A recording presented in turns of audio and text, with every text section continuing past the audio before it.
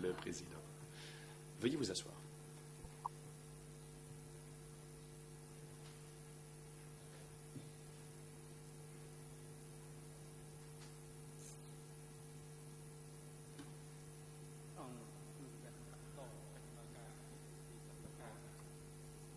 L'audience est ouverte.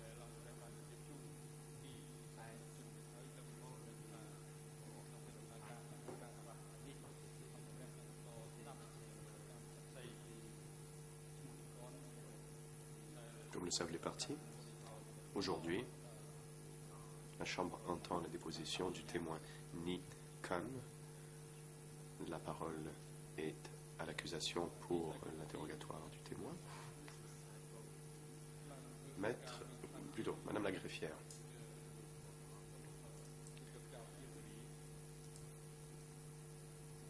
Veuillez faire rapport sur l'état de Ieng Sary. La greffière. Monsieur le Président, Ieng Sary est dans la cellule de détention temporaire. Il a renoncé à son droit d'être présent dans le prétoire. Le document de renonciation a déjà été remis à la Chambre de première instance.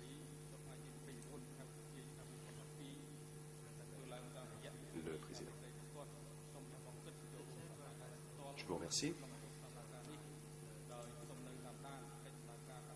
La Chambre prend note de la demande de Ieng Sary. Demande par laquelle il demande à pouvoir suivre les audiences depuis la cellule de détention temporaire et informe la Chambre qu'il renonce à sa participation au prétoire pour des raisons de santé, car il ne peut demeurer assis dans le prétoire pendant de longues heures.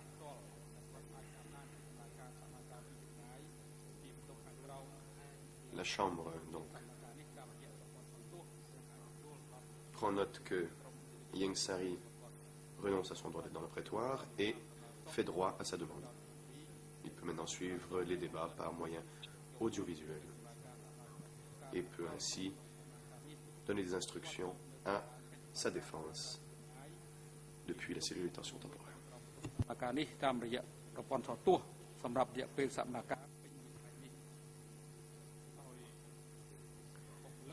Ieng Sary peut donc suivre les audiences depuis la cellule de détention temporaire pour toute la journée.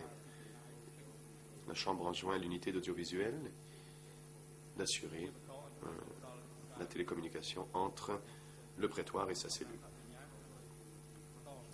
À présent, la parole est au procureur. Merci beaucoup, Monsieur le Président, Mesdames et Messieurs les juges, Mesdames et Messieurs les avocats, et bonjour, Monsieur le témoin. Peut-être juste une précision à l'intention de la Chambre concernant la répartition du temps qui a été décidée entre les coprocureurs et les parties civiles. Nous allons poursuivre nos questions aux témoins ce matin jusqu'à la pause de midi et cet après-midi, les parties civiles prendront le relais pour le reste de la journée.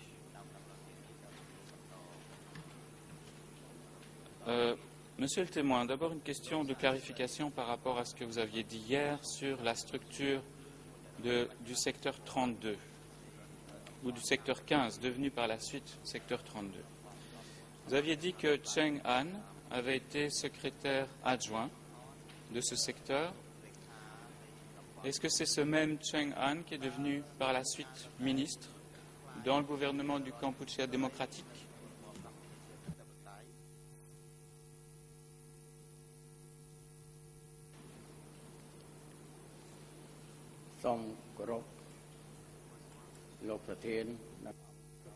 Réponse. Bonjour, Monsieur le Président, Mesdames, Messieurs les juges, bonjour à la Cour.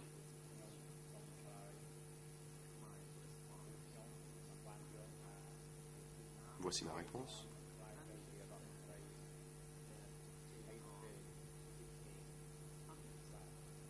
Je ne comprends pas que Cheng Han soit devenu ministre.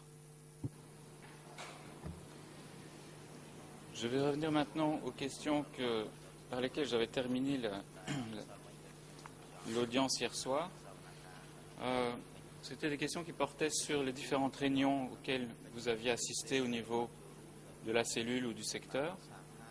Et je voudrais maintenant vous demander si, en plus de ces réunions au niveau local, dans la cellule ou dans le secteur 32, y avait-il des assemblées annuelles ou biannuelles au niveau de la zone à destination des cadres du parti?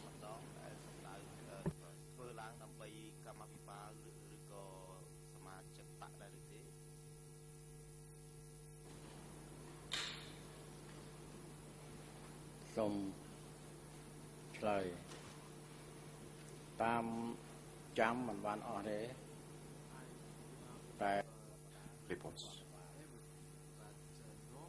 Je ne me souviens pas de tout. Mais en général, il y avait des assemblées de zones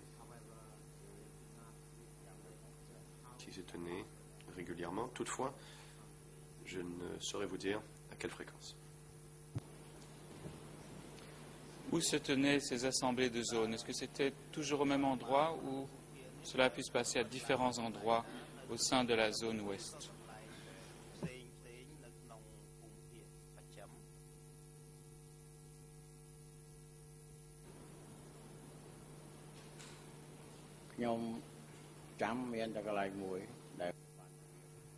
Réponse. Je me souviens d'un endroit en particulier où l'on tenait des assemblées. C'était à Chamkar Dong, comme je l'ai dit hier.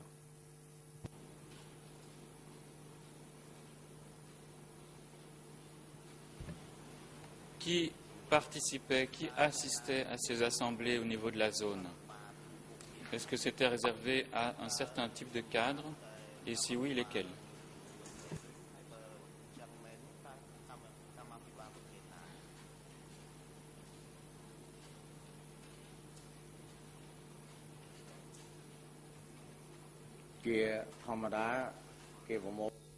Réponse.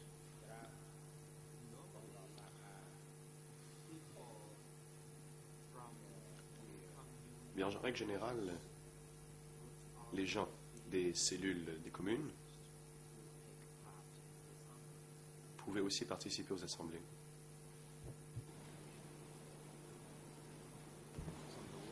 Donc, est-ce que cela veut dire que les gens des cellules des communes participaient, et ainsi que tous les échelons qui étaient supérieurs aux communes, c'est-à-dire districts et secteurs?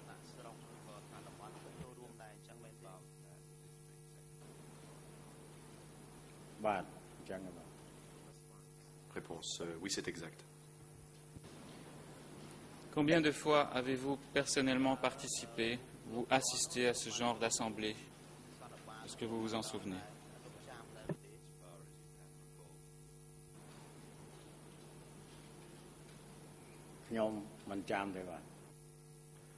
Réponse.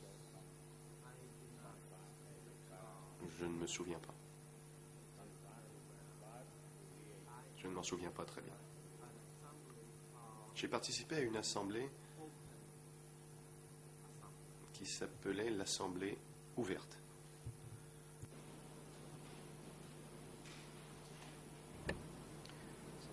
Qui présidait ces assemblées au niveau de la zone? Qui les dirigeait?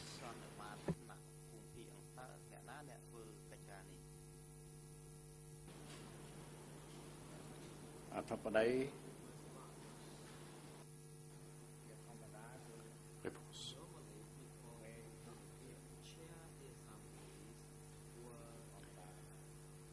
En règle générale, ceux qui présidaient les assemblées étaient les secrétaires de zone.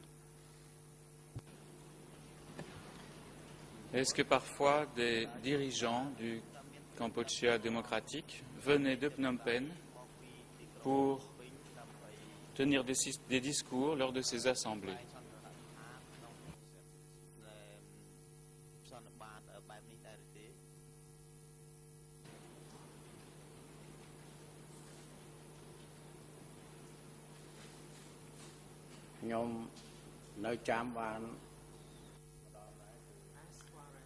Réponse.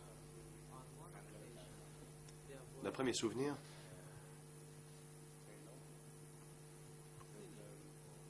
il y a eu hauts, des hauts responsables, et je me souviens avoir vu Ta Nguyen Chia une fois.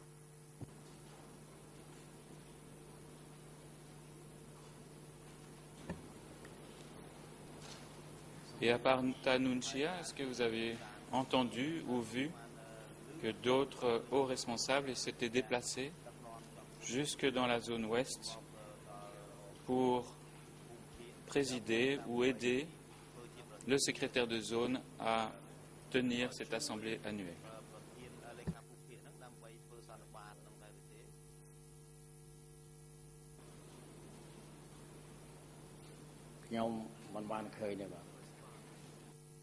Réponse.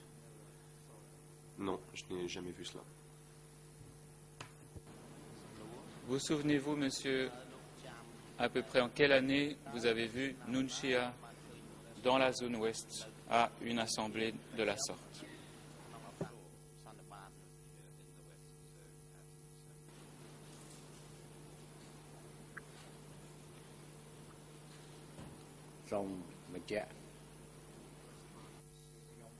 Réponse.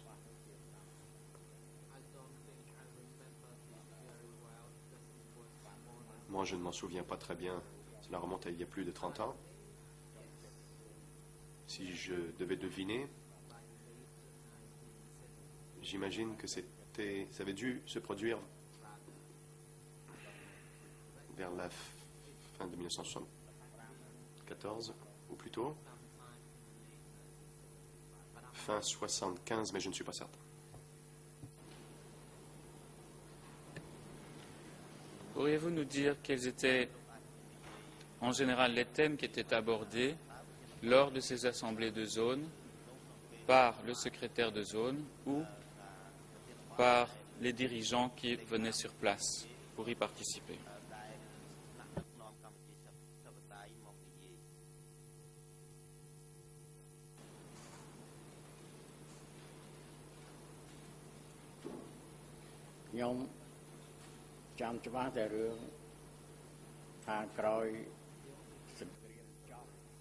Réponse.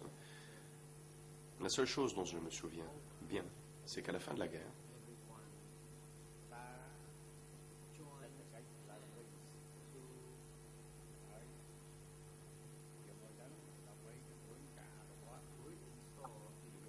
nous sommes tous unis pour revitaliser l'économie et aussi pour mettre en œuvre les politiques d'autonomie, d'autosuffisance.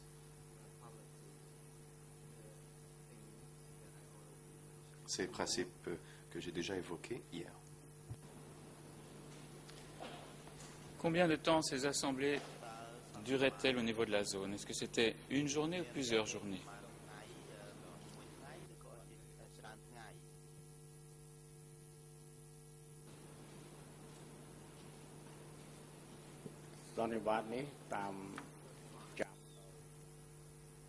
Réponse.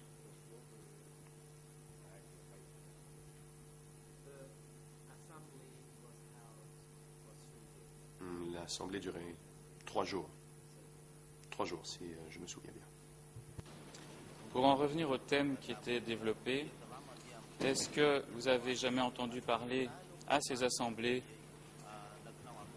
d'un thème en rapport avec les ennemis de la nation, les ennemis extérieurs ou intérieurs?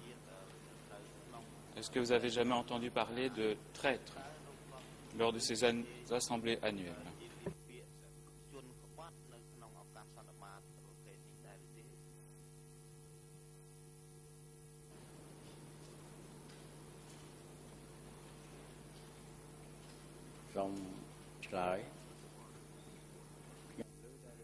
Réponse.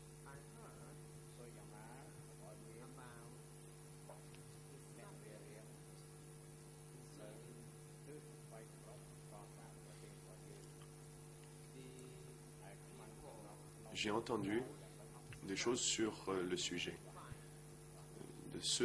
des personnes qui faisaient obstacle à la lutte. Mais Ce n'est pas plus précis que cela. Est-ce que vous avez entendu Nunchia parler de personnes faisant obstacle à la lutte, pardon?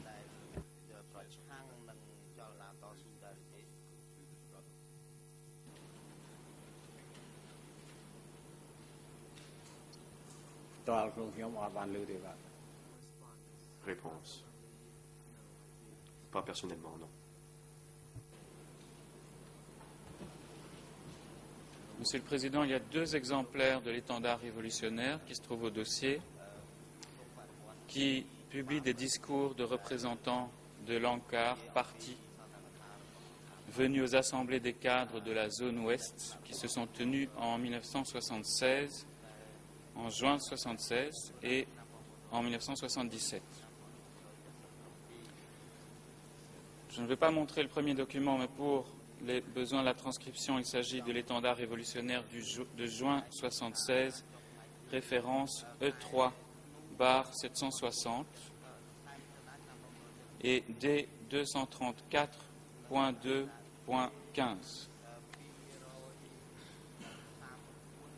Je voudrais montrer un deuxième document qui est un autre étendard révolutionnaire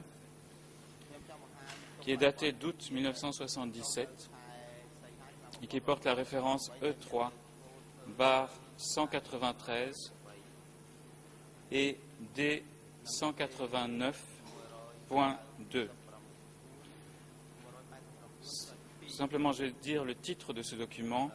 Il n'a qu'un seul titre, il s'agit du discours d'un représentant du parti au sujet d'un certain nombre de directives relatives à la construction, à la consolidation et au développement du parti dirigeant au cours de l'Assemblée des cadres de la zone ouest organisée le 25 juillet 1977.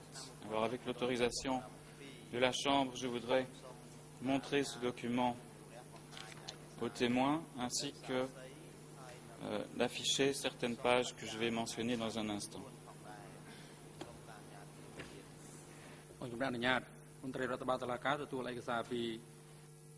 Le président.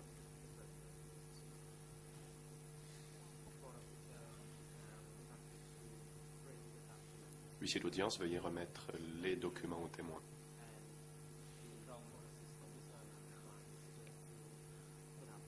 L'assistant peut maintenant afficher à l'écran le document en question.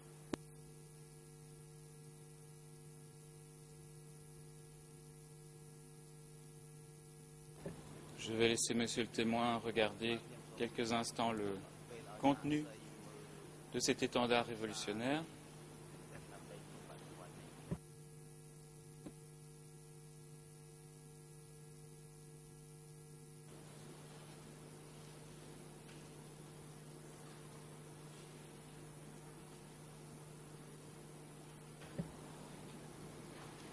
Monsieur le témoin, est-ce que vous auriez déjà vu cet exemplaire de l'étendard révolutionnaire qui concernait spécifiquement la zone ouest? Et pouvez-vous nous dire si vous êtes familier avec cette publication ou avec le contenu de cette publication qui est relatif à cette assemblée de zone qui s'est tenue en juillet 1977?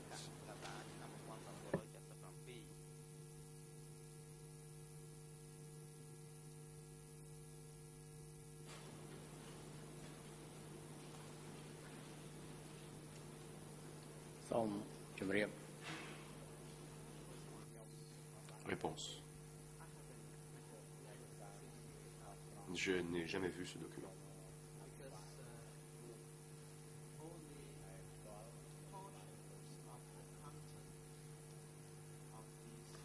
Seuls certains extraits de ces documents étaient diffusés plus largement.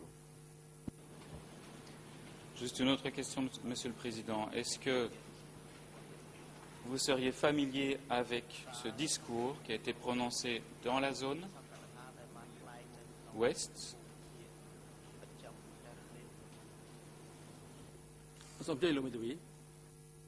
Le président. La parole est à la défense. Maître Angodom. Monsieur le Président, Madame, Messieurs les juges, le témoin a indiqué très clairement qu'il n'a jamais vu le document en question. Devrait-on maintenant suivre la pratique déjà établie? À cet égard, le Président. Merci, Maître huissier d'audience. Veuillez retirer le document. Et le document ne doit plus être affiché sur les écrans.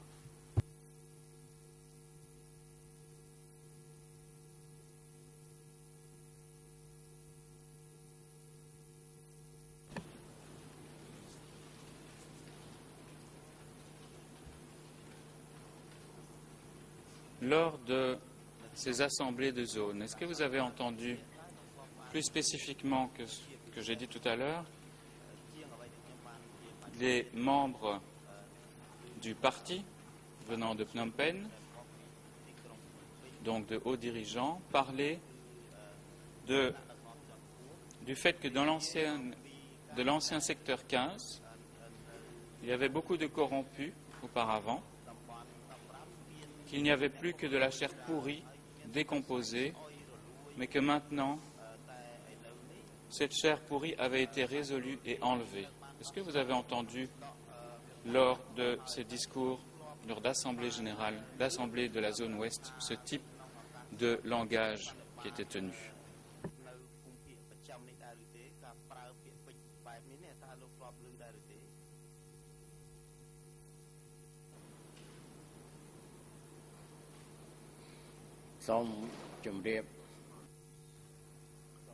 Réponse.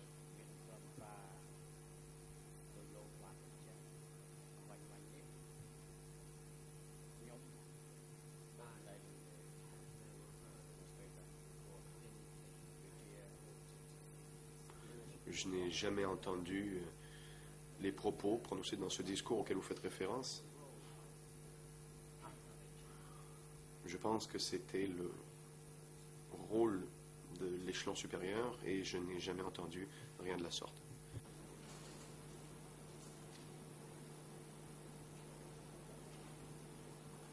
Pourriez-vous nous dire, monsieur le témoin, si dans la zone ouest a eu lieu à un certain moment une vague d'arrestations, une purge parmi les cadres qui composaient la zone, les secteurs et les districts?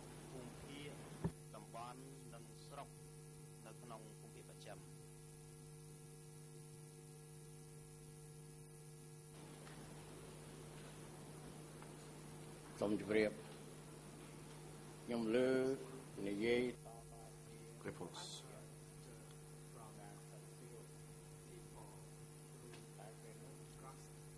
Je l'ai su par la rumeur.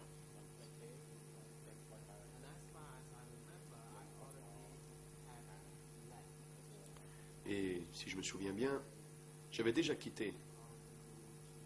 J'étais déjà au ministère quand cela s'est produit. Pourriez-vous préciser la période à laquelle vous avez quitté la zone ouest pour le ministère? Je crois que vous voulez parler du ministère des Affaires étrangères.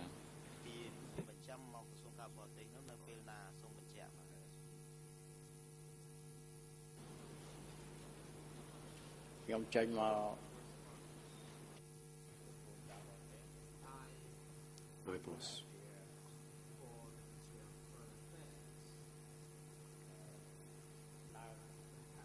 Je suis parti au ministère des Affaires étrangères, je crois, vers la fin de l'année 1977, début de l'année 1978.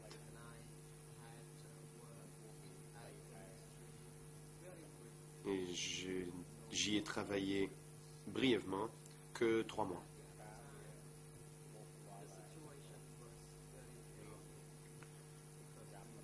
À l'époque, la situation était très chaotique. La nouvelle guerre avait éclaté.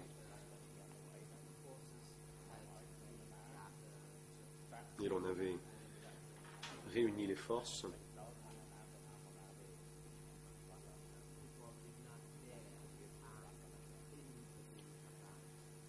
personne n'osait poser des questions à qui que ce soit à propos de quoi que ce soit.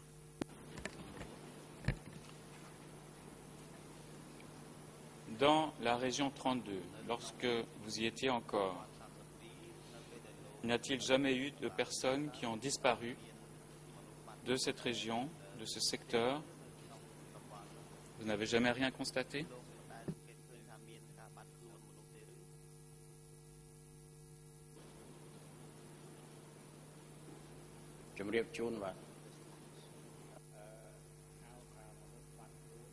Réponse.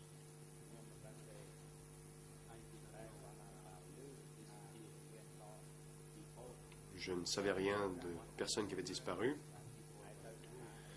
J'ai entendu dire que des personnes avaient été envoyées à d'autres positions, avaient été retirées pour occuper d'autres nouvelles positions. Où elles ont été envoyées, je ne le savais pas. J'ai su que des personnes avaient été retirées pour aller occuper d'autres postes. Et ces personnes qui ont été retirées, est-ce que vous les avez jamais revues?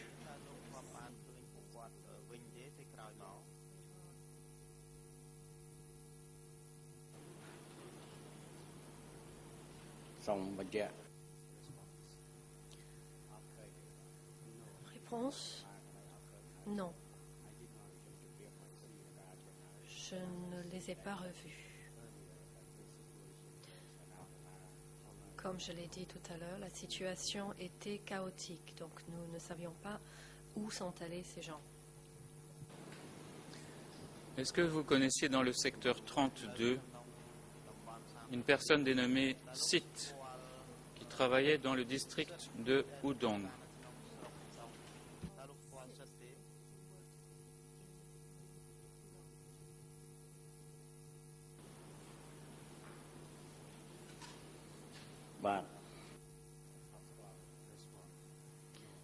Réponse: non, je ne le connais pas.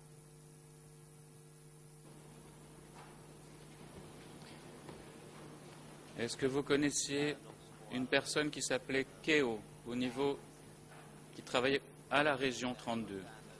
Keo, K-E-O.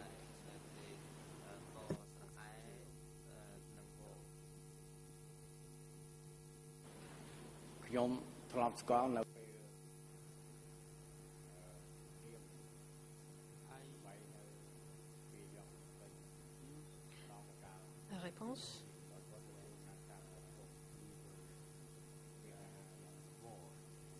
je le connaissais au moment de la guerre.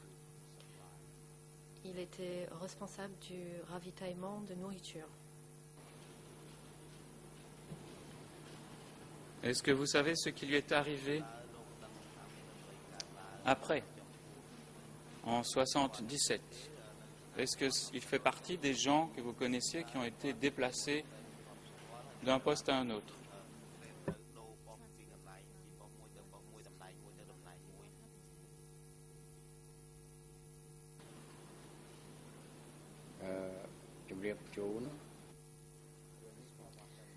Réponse: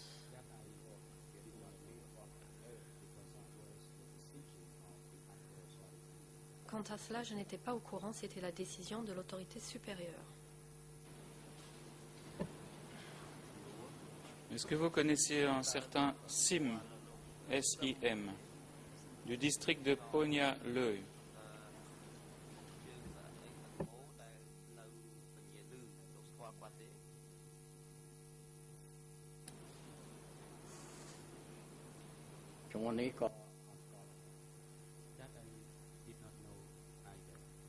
Je ne le connaissais pas non plus. Je voudrais juste mentionner à l'attention de la Chambre et aux fins de transcription que tous ces noms apparaissent dans un télégramme envoyé par la zone ouest au centre, un télégramme qui porte la référence, un rapport qui porte la référence D369/12.1, et tous ces gens sont rapportés en mai 77 comme ayant été déjà envoyés au centre de sécurité S21.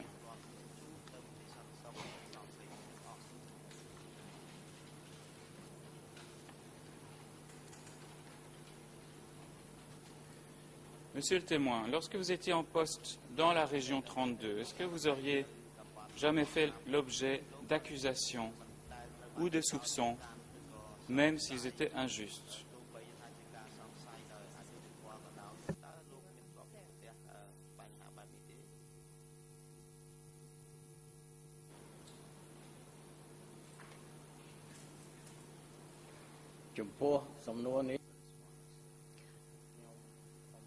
Réponse.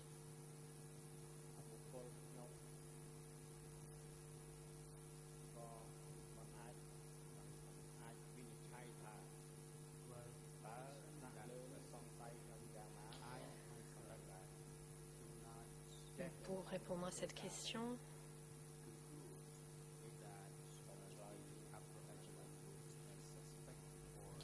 je n'ai pas eu l'impression que les échelons supérieurs me soupçonnaient ou avaient des doutes à mon encontre, et ceci est basé sur ma propre spéculation.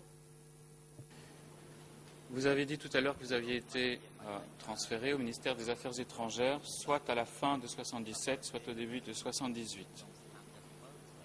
Qui vous a envoyé de la zone ouest au ministère?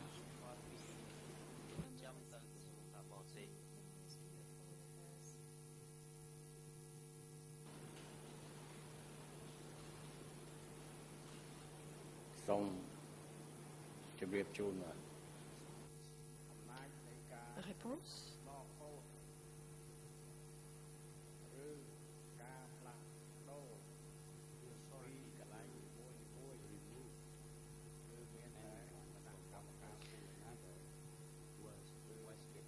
Transférer quelqu'un d'un endroit à un autre relevait de l'autorité du comité de zone.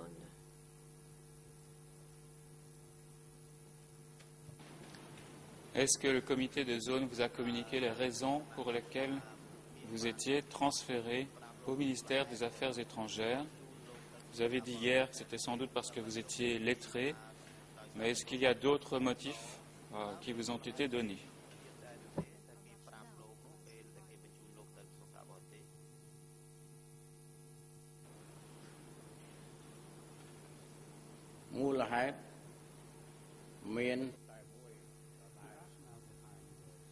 Réponse.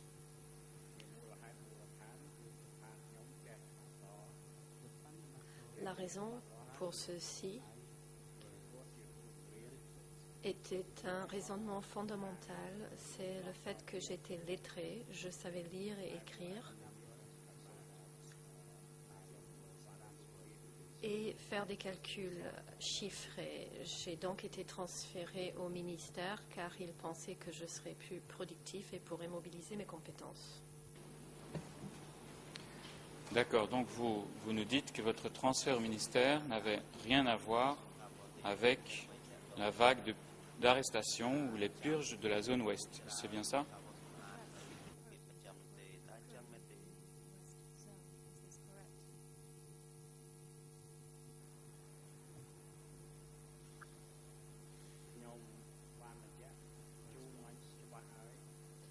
Réponse.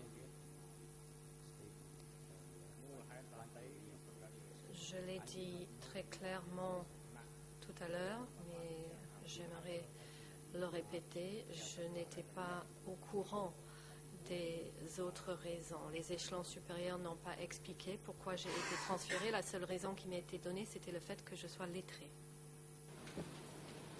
Monsieur le Président, avec votre autorisation, je voudrais lire un extrait d'un document qui parle explicitement du témoin. Il s'agit d'un document que la Chambre a déjà admis, le document E3/89 et IS 20.6. Il s'agit d'une interview de Ieng Sary par Steve Eder le 17 décembre 1996. Alors, je voudrais lire un extrait qui est situé aux pages en Khmer 000 62 471 jusqu'à 72, en anglais 00417313 jusqu'à 1,5 et en français 00 33 26 9 5 ainsi que les 2 pages suivantes.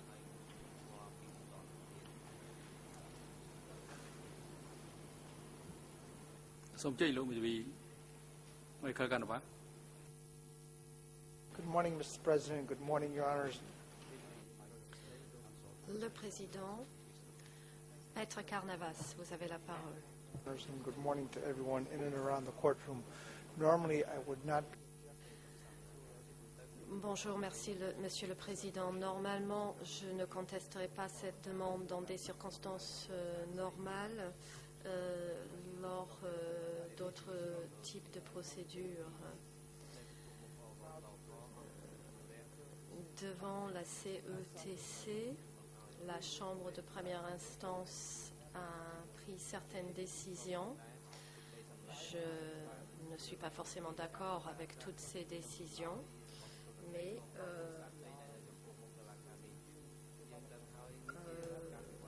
nous n'avons pas encore rencontré cette situation. L'accusation a d'abord demandé une autorisation, n'a pas eu cette autorisation, et puis s'apprêtait à lire le passage du texte. Je demande donc à la Chambre de décider si, dans de telles circonstances, ce genre de déclaration peut être utilisé pour confronter les témoins. Cette situation ne s'est pas encore présentée à la Chambre. Si vous décidez que cela est possible, dans ce cas, j'estime que nous devrions avoir le droit de citer d'autres personnes faisant référence aux témoins, même si ces personnes ne déposent pas devant la Chambre. Je demande donc au juge de décider avant que l'accusation poursuit son intervention.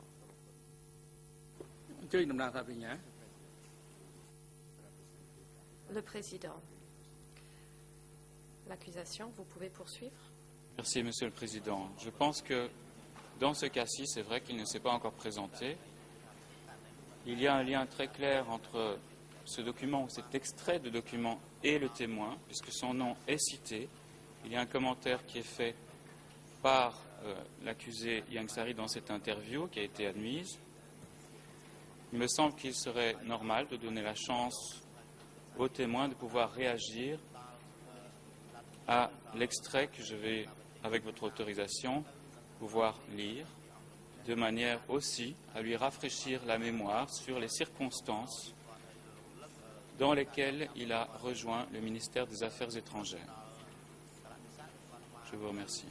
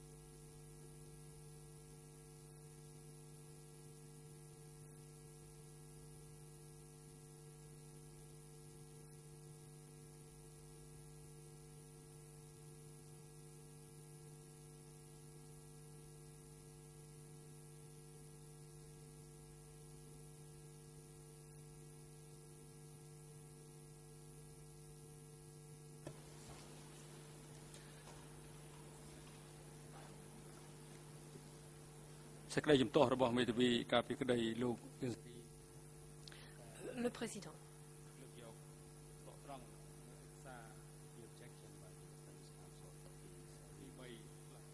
L'objection de la défense des Young Sari concernant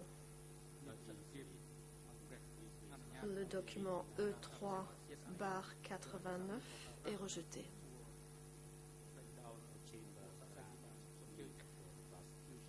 La Chambre autorise l'accusation à présenter ce document et à poursuivre son interrogation du témoin.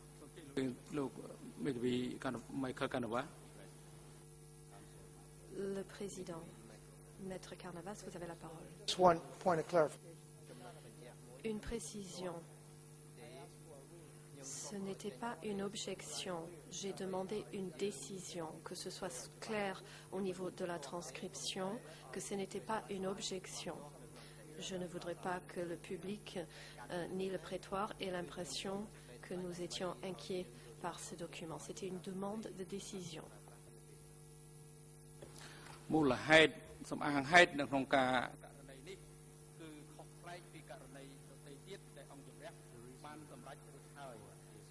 Le président,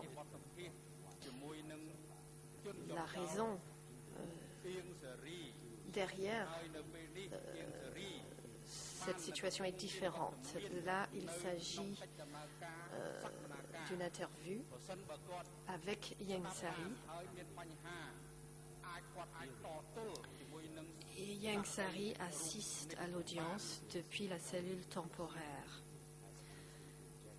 Dans la mesure où il assiste à l'audience, s'il a une objection ou s'il veut confronter le témoin, il a la possibilité de le faire. L'accusation, vous pouvez poursuivre. Merci, Monsieur le Président. Donc, je vais lire cet extrait dont j'ai mentionné déjà les références. Il est dit ceci. Alors, Steve Eder pose une question. Et depuis quand Nicorn a été intégré? Et il fait référence au ministère des Affaires étrangères. Réponse de Ieng Sary.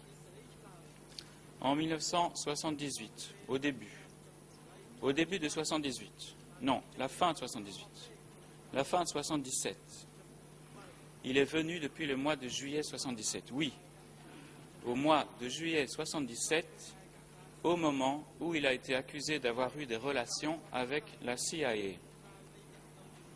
C'est pourquoi il a été intégré, comme il était parent de Son Sen. Il a été envoyé au ministère des Affaires étrangères. Mais tous ceux qui ont été accusés d'être membres de la CIA ou d'avoir eu d'autres relations, tous ceux qui n'ont pas encore fait ce qu'on appelait les preuves ou qui n'ont pas encore été torturés, on les a envoyés tous au ministère des Affaires étrangères. Comme Nat, il a été envoyé au ministère des Affaires étrangères également. Rock aussi.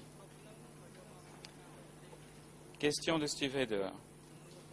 Auparavant, Nicorn, quand il était sur le terrain, il était où? Réponse de Ieng Sary. À l'ouest, au district de Udon.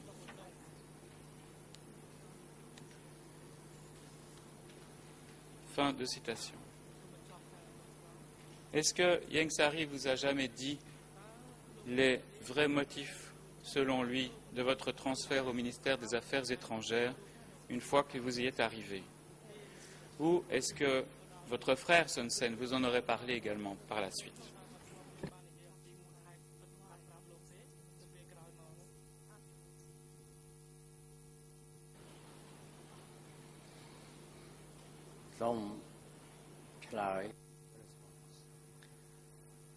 Réponse.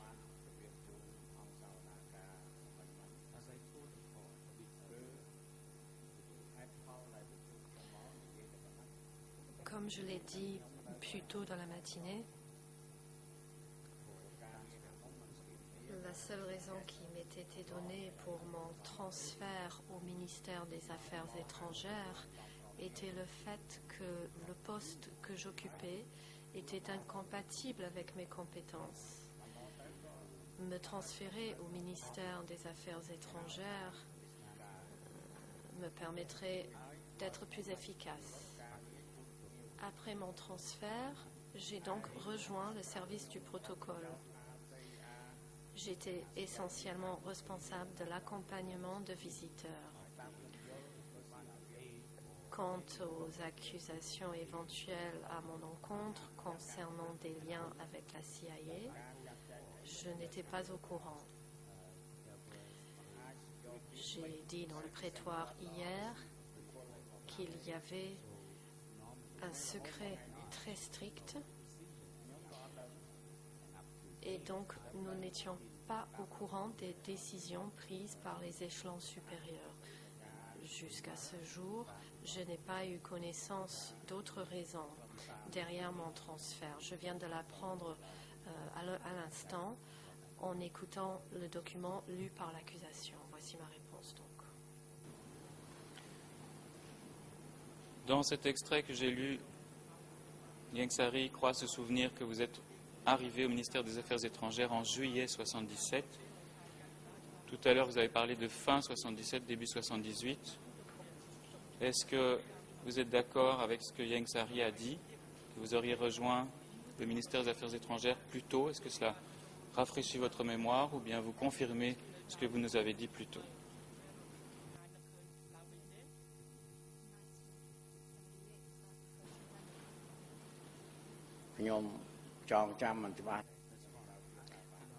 Réponse. Je ne m'en souviens pas très bien.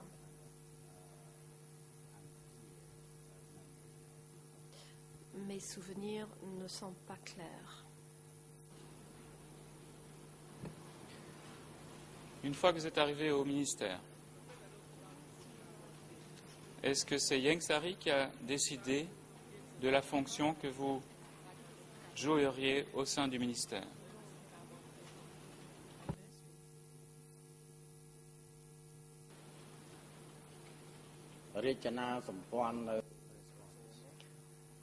Réponse.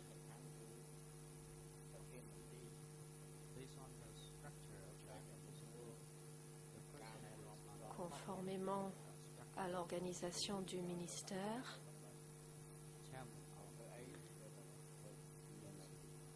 le plus haut responsable présidait le ministère et c'était à lui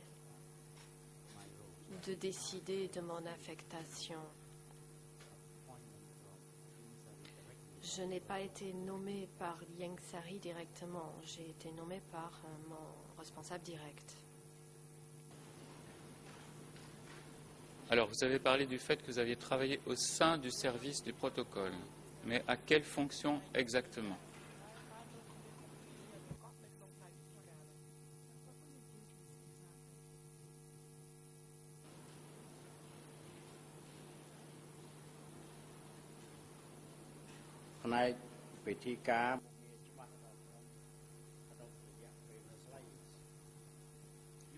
Réponse. Pendant la période très courte où je faisais partie du service de protocole, je devais accompagner des visiteurs.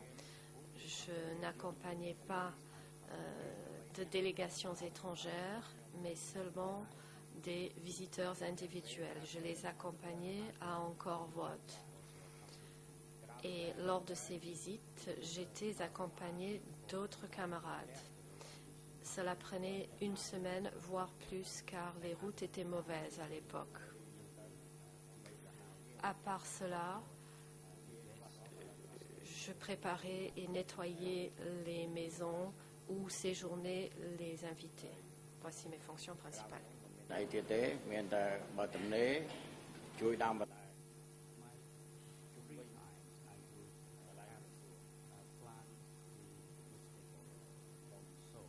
Le reste du temps, j'ai aidé à semer et planter des légumes autour du ministère. Est-ce que vous étiez le chef du service, du département, du bureau du protocole au sein du ministère?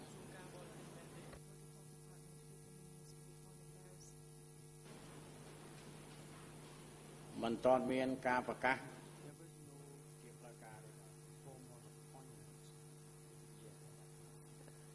Personne n'avait été formellement nommé à cette époque.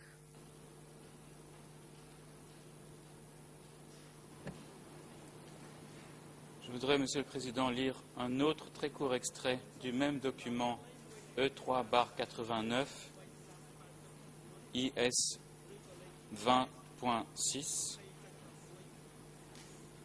Alors en Khmer, c'est le début de la page 000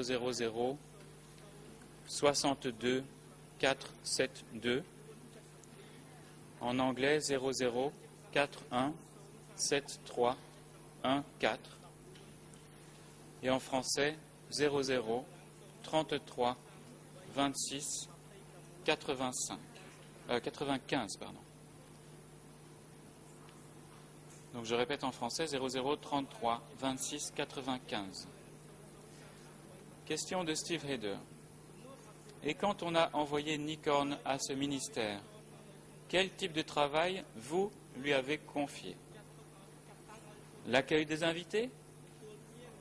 Réponse de Ieng Sary. Non, il était responsable du protocole, chef du protocole. Steve Heder. Oh, chef du protocole.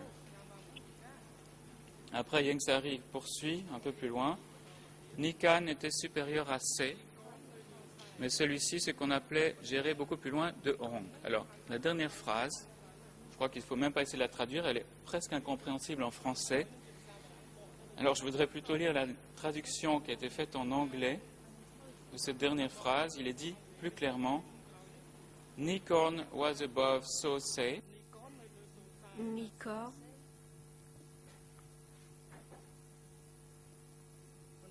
Much better administrator than Hong. Nikorn était supérieur à C, et celui-ci, ce qu'on appelait gérer beaucoup loin de Hong. Donc, je ne sais pas si je dois répéter parce qu'il me semble que la traduction est restée un peu en arrière. Donc, la dernière phrase en anglais. Nikorn was above So Say, but Nikorn était supérieur à Saucé, mais était un meilleur administrateur que Hong.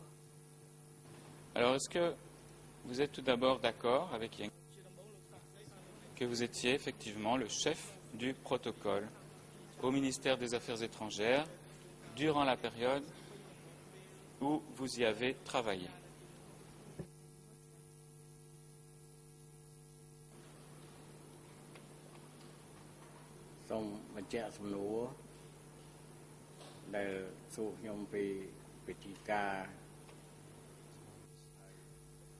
Réponse.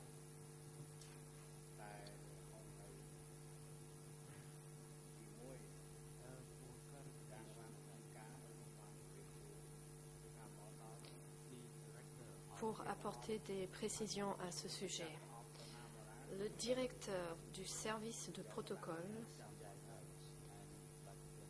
était une autre personne. Lorsque je suis arrivée, le directeur de ce service est parti ailleurs, je ne sais pas où, et donc j'étais directeur par intérim. Ma principale responsabilité étant l'accompagnement de visiteurs. Ces visiteurs étaient reçus par d'autres personnes responsables de les accueillir. Quant à la deuxième partie de votre question, je ne suis pas d'accord. Ceci n'est pas juste.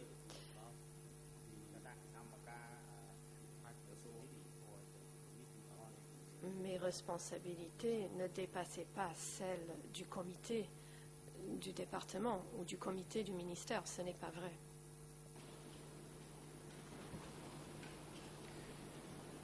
Alors, vous avez dit qu'en tant que directeur intérimaire, si j'ai bien compris, du service du protocole, vos fonctions, c'était essentiellement d'accompagner des délégations invitées ou des invités. Est-ce qu'il y avait d'autres choses que vous deviez faire au sein du ministère? Et je ne parle pas de cultiver des légumes, mais plutôt en rapport avec des enfants.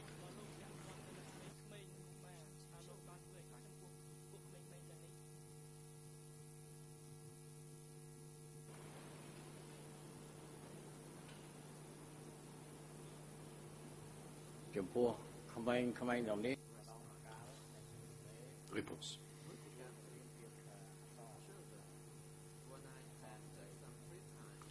Pour ce qui est des enfants, quand j'avais du temps libre, je leur enseignais un peu d'anglais.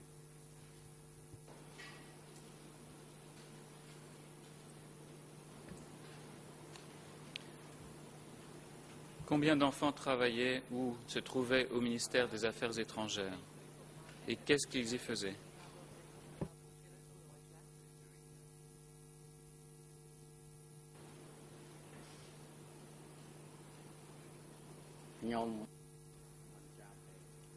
Réponse.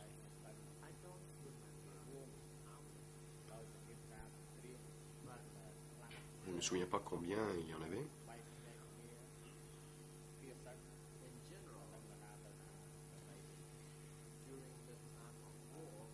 En temps de guerre, les gens se séparaient, je ne sais pas où tout le monde allait.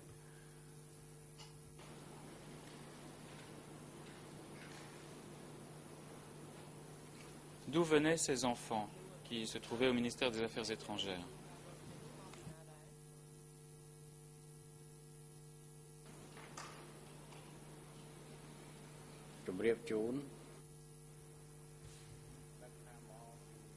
Réponse.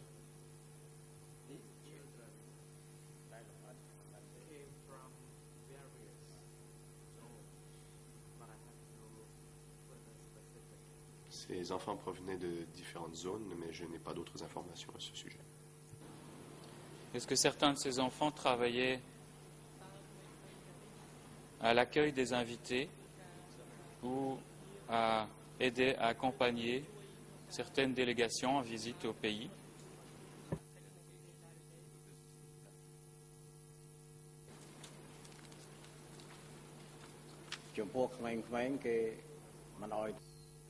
Réponse.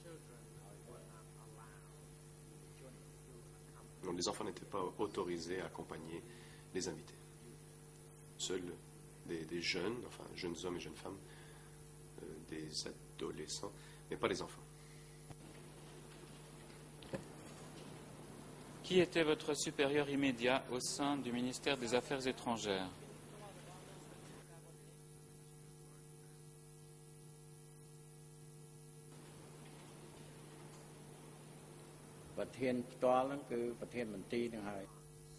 Réponse. Mon supérieur immédiat était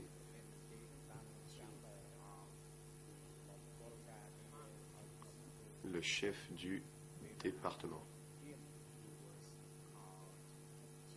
Il s'appelait Chim. Est-ce que vous connaissez d'autres noms, les autres noms de ce monsieur Chim?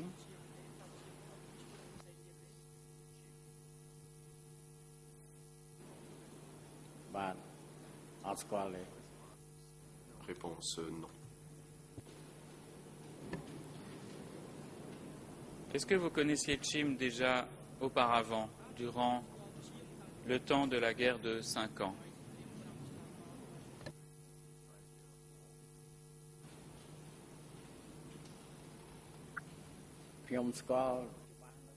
Réponse.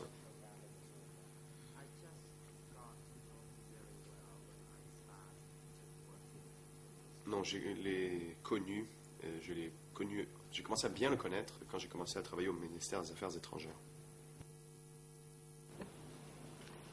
Mais est-ce que vous l'aviez déjà aperçu auparavant, durant la guerre?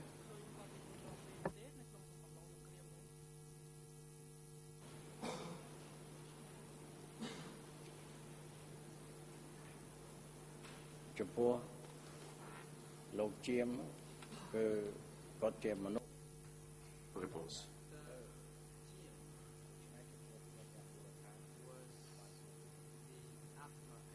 Monsieur Chim était quelqu'un de l'échelon supérieur.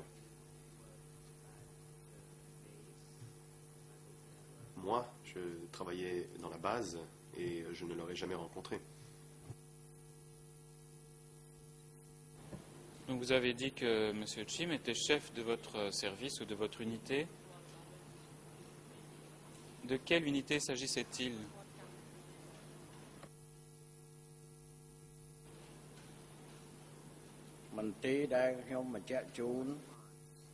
Réponse.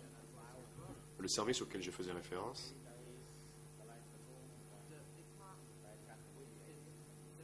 était un service au sein du ministère des Affaires étrangères. Je n'en connais pas d'autres, ce à quoi vous faites référence. Mais de quoi principalement Chim s'occupait-il au sein du ministère?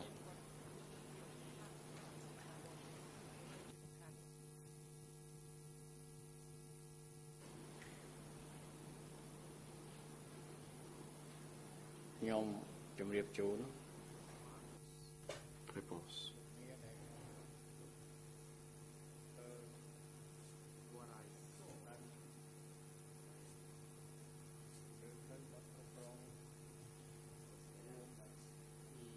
Ce que j'ai vu et su est qu'il avait une responsabilité générale.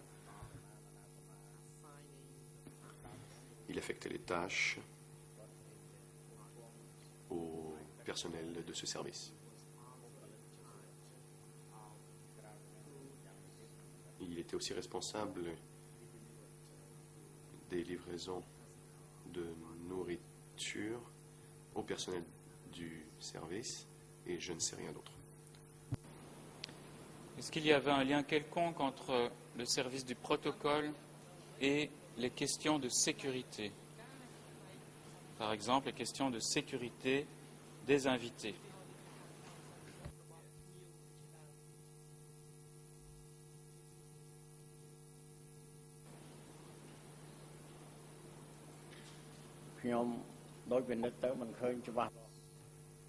Réponse.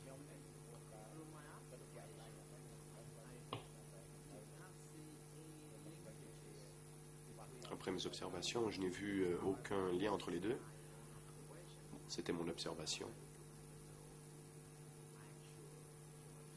Je n'aurais jamais été au courant de la situation concrète.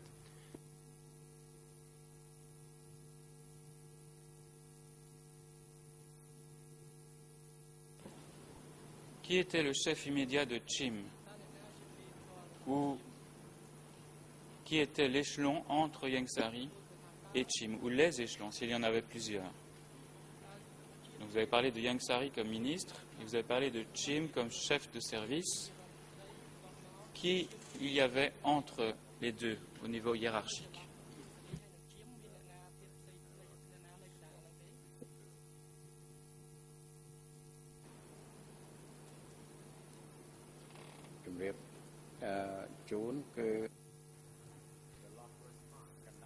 Réponse.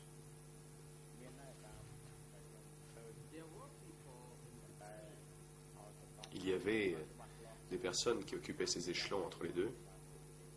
Je ne sais pas. Je ne suis pas certain qui ces personnes étaient.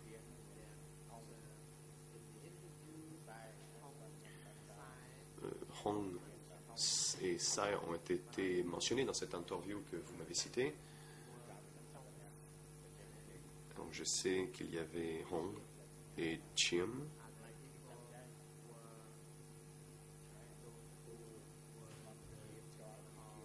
Et des gens qui étaient dans l'unité technique. Et Chim nous affectait des tâches. Lorsque vous accomplissiez vos fonctions en tant que chef du protocole, est-ce que c'était toujours dans le respect des instructions et sous l'autorité de vos supérieurs hiérarchiques?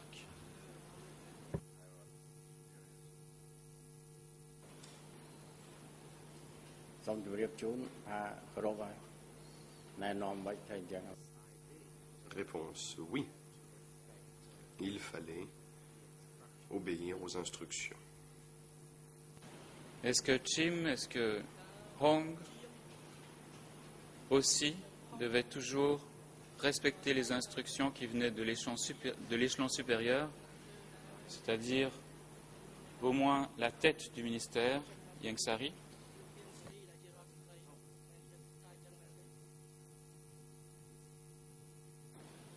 Excuse me, Mr. President.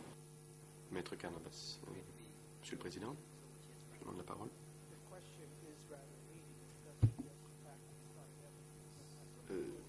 Le procureur semble suggérer des faits qui n'ont pas été établis. Peut-être doit-il chercher à obtenir les renseignements du témoin. Je crois que le procureur essaie de souffler la réponse au témoin et il l'invite à faire de la spéculation. Il faudrait y aller étape par étape. Je vais juste reformuler la question.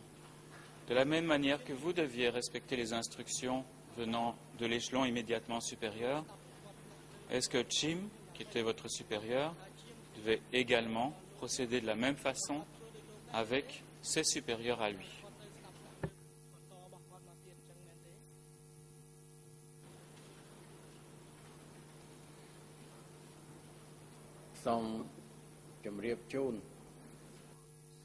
Réponse.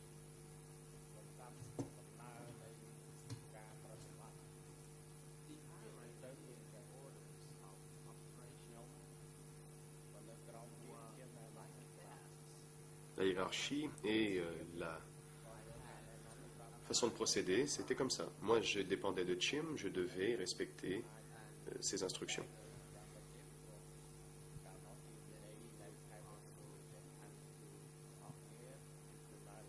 Et lui devait obéir aux ordres provenant de ses supérieurs. Nous devions tous obéir aux ordres. Tout le monde était dans la même situation. Vous avez dit tout à l'heure que Ieng Sary était le responsable du ministère des Affaires étrangères. Est-ce que vous savez s'il occupait d'autres fonctions au sein des instances dirigeantes du régime du Cambodge démocratique?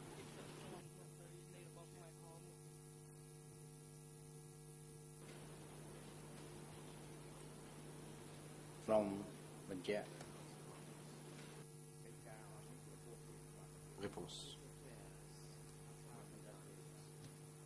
Ces questions sont bien au-delà de mes connaissances. Je ne sais pas.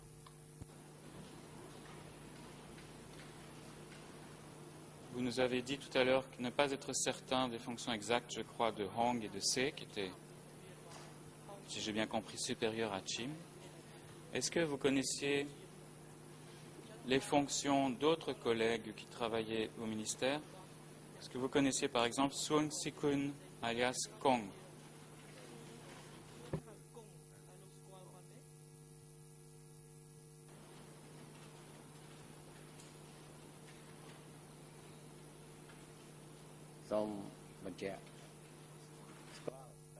Réponse. Je connais cette personne. Ces personnes plutôt. Mais je ne sais pas ce qu'elles faisaient. On leur avait attribué des tâches précises dans une section particulière et leur travail, je ne savais pas exactement en quoi il consistait. Est-ce que vous aviez rencontré au ministère des Affaires étrangères une Française dénommée Laurence Pic, alias Paul?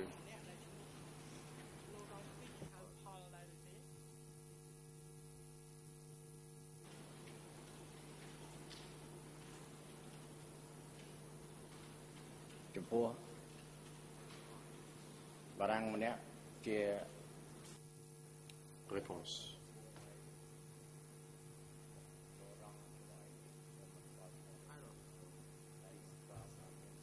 Non, je ne connais pas cette personne. Mais je me souviens qu'il y avait une Française qui travaillait au ministère.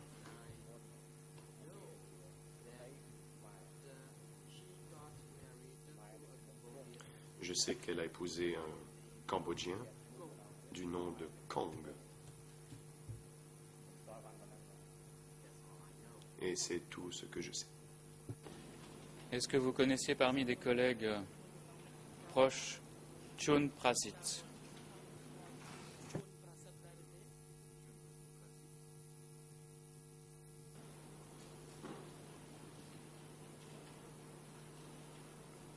ខ្ញុំស្គាល់តាមរយៈពិធីទទួលភ្ញៀវ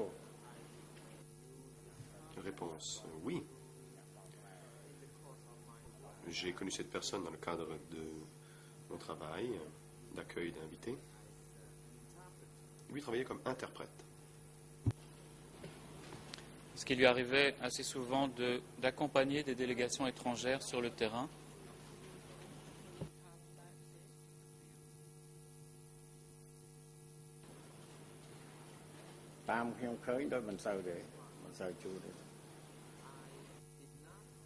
Réponse.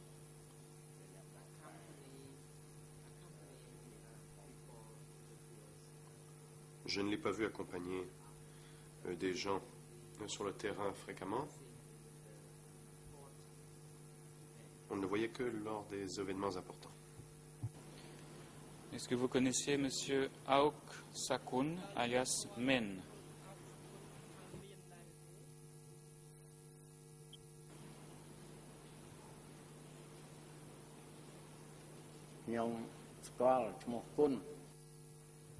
Réponse. Oui, je connais une personne dénommée Kun, mais je ne connais pas son surnom révolutionnaire.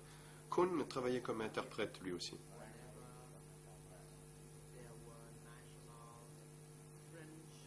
Lorsque il y avait des visiteurs français, on l'affectait à l'interprétation. Merci. Est-ce que vous connaissiez finalement aussi M. Longnorin alias Rit au sein du ministère des Affaires étrangères?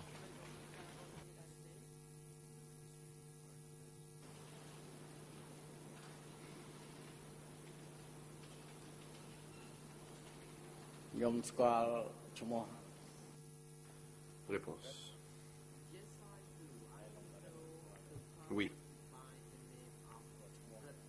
Je connais le dénommé Rit, mais Longnorin, je ne le connais pas.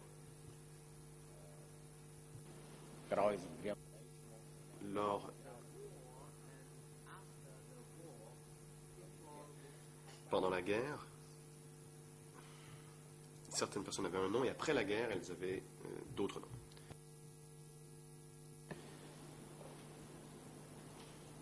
Qui, au sein du ministère des Affaires étrangères, était désigné selon ce qui était entendu à la radio comme je cite, le camarade secrétaire du comité pour les relations avec les amis du Kampuchea démocratique à travers le monde? Est-ce que vous savez qui, au sein du ministère, remplissait cette fonction?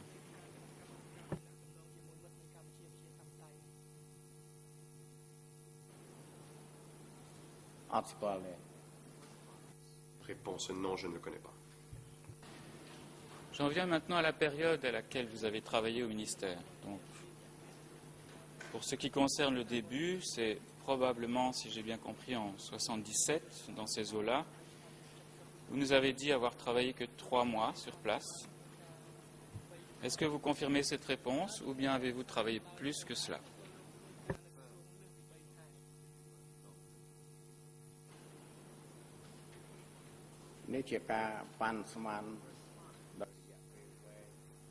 Réponse.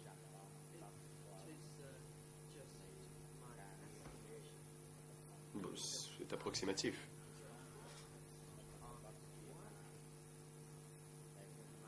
Je me suis concentré sur mon travail et j'ai peut-être oublié la période précise pendant laquelle j'ai travaillé au ministère et c'est pourquoi j'ai peut-être manqué de précision quand j'en ai parlé.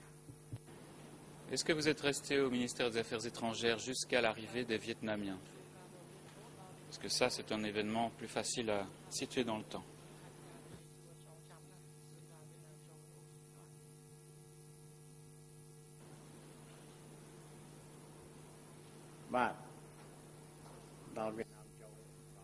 Réponse.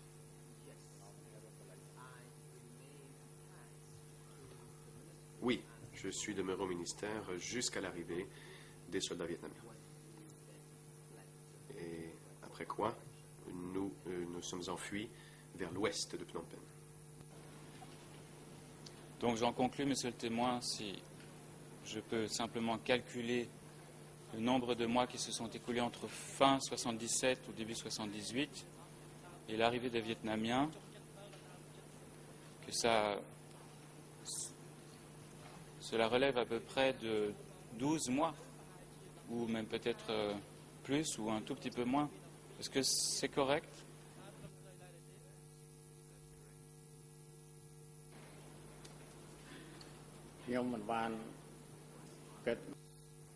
Réponse. Bon, je ne l'ai pas calculé avec précision.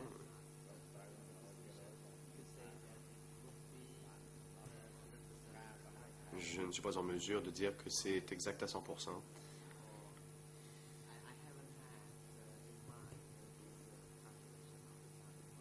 Je n'ai pas en tête le calcul du nombre de mois pendant lesquels j'ai travaillé au ministère.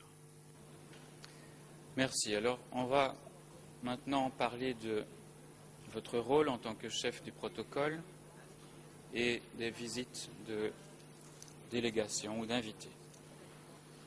Alors, en tant que chef du protocole, durant la période où vous étiez au ministère, est-ce que vous deviez souvent vous rendre à l'aéroport de Po Chen Tong pour accueillir des délégations étrangères ou pour accueillir des dirigeants du régime du Kampuchea démocratique qui revenaient de visite à l'étranger?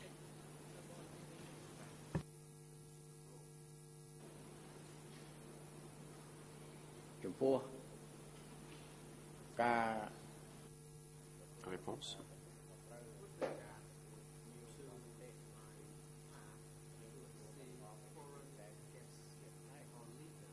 Quant à la tâche qui m'avait été attribuée de recevoir les visiteurs, d'accompagner les visiteurs, en fait, les tâches étaient réparties selon les différentes unités.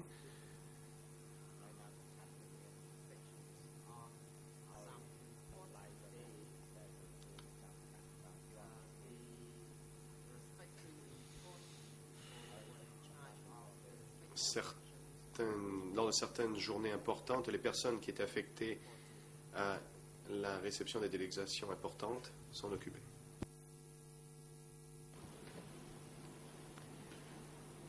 Je voudrais peut-être vous rafraîchir la mémoire. Il y a au dossier un article dans Phibis qui rapporte une émission de la radio du Kampuchea démocratique. Et c'est un article qui porte la référence E3/1361 et D262.40 du 24 avril 1978. Nous n'avons que le IRN en anglais en ce moment-ci. Il s'agit du numéro 0016 88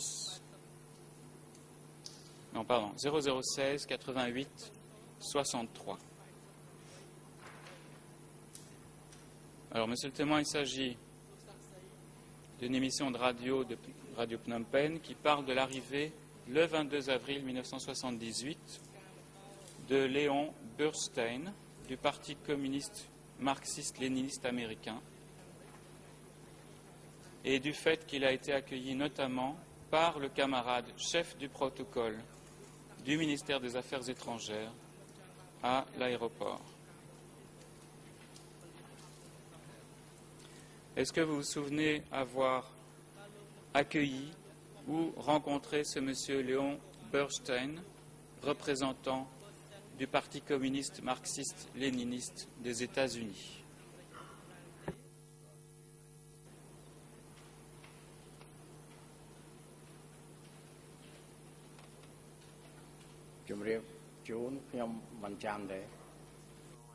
Réponse non.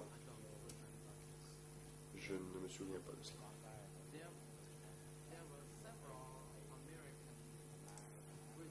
Il y a eu plusieurs visiteurs américains, mais je ne me souviens pas de ces noms-là. Si vous n'alliez pas, si j'ai bien compris, régulièrement à l'aéroport. Qui y allait exactement du ministère? Est-ce que c'était le ministre lui-même ou est-ce qu'il y avait d'autres personnes qui allaient accueillir des délégations étrangères à l'aéroport de Poon Cheng Tong?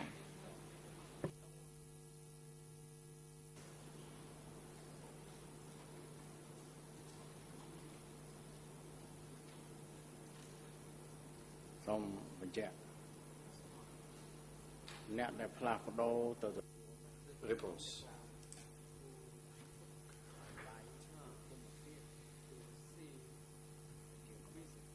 Ceux qui, tour à tour, accueillaient les visiteurs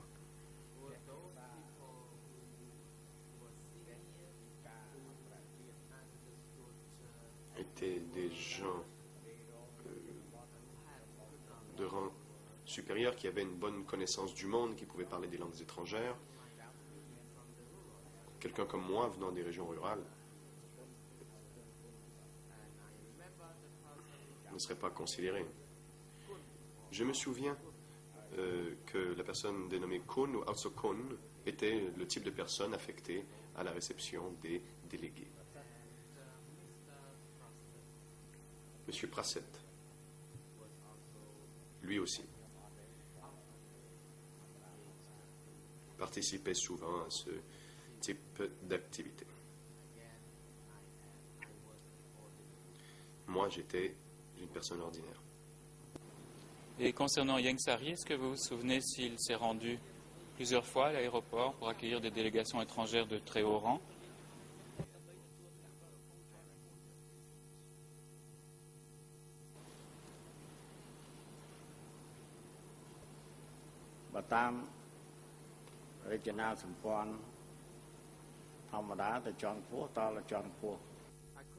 Réponse. Bien, selon la structure hiérarchique, si c'était des personnes de haut rang, c'était des gens de haut rang qui les accueillaient.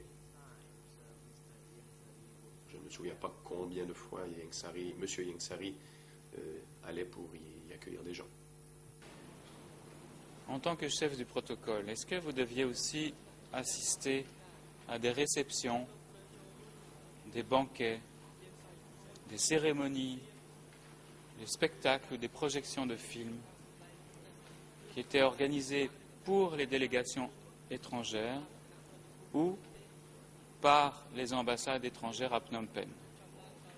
Et si oui, est-ce que vous pouvez nous donner quelques exemples?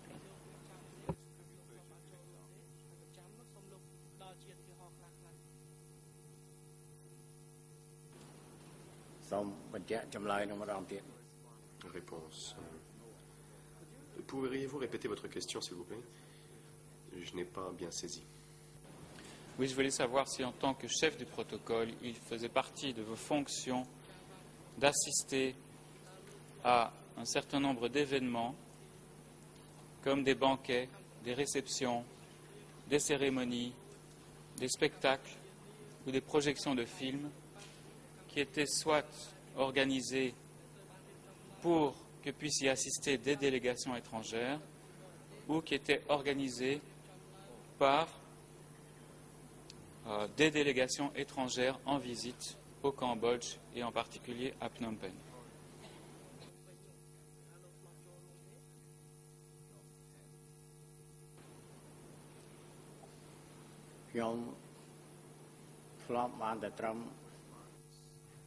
Réponse.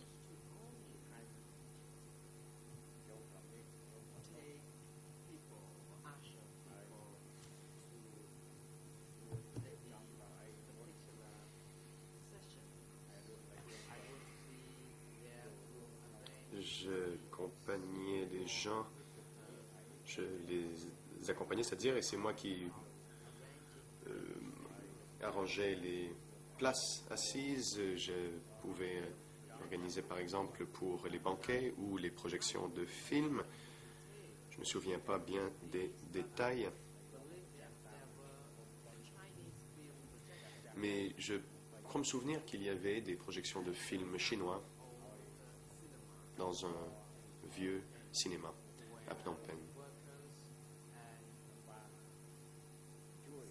où des travailleurs et les personnels des ministères allaient assister donc à des projections de films et moi j'aidais à l'organisation de cela, le président. Merci. Le moment est opportun pour suspendre l'audience. Nous allons donc observer une pause de 20 minutes. Huissier l'audience, veuillez apporter votre soutien au témoin et à son avocat pendant la pause. Et veuillez vous assurer que le témoin soit de retour au prétoire à 11h moins 10. Veuillez vous lever.